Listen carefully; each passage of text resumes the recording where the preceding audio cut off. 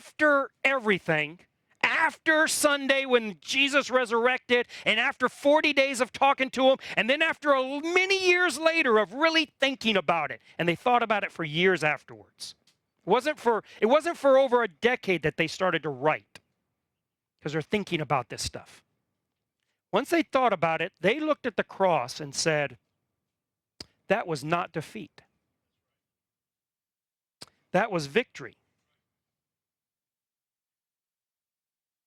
Now that seems strange, but Paul put it in most vivid of terms. In Colossians, Paul says that it was in the cross that Jesus triumphed over the powers of the world. Now that is you and I today read that, and we read it in modern English thinking, and triumph is just synonymous with victory. But triumph is actually a word in Paul's day that had a very specific meaning. It was a military and political term, very specific one.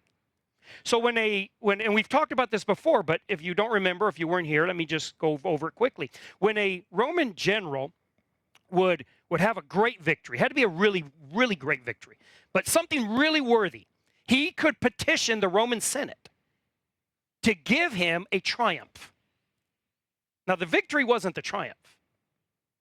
The triumph was kind of a mashup between a ticker tape parade, a military parade where you'd parade your soldiers and all your weaponry and armaments, and a perp walk.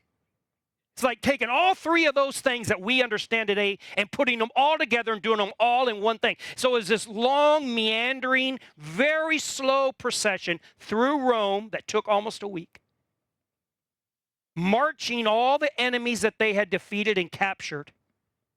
And all the Roman Senate would march in front, and all the soldiers, and at the very back came the conquering general, and that was his triumph. And they'd march him up, and they'd get up to Palatine Hill and kill all the enemies.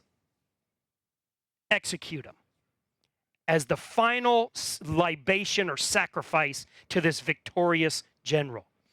Paul is saying, that's the word he actually uses. He actually uses that specific word, that Jesus marched all the powers of the world up Calvary and destroyed them on the cross.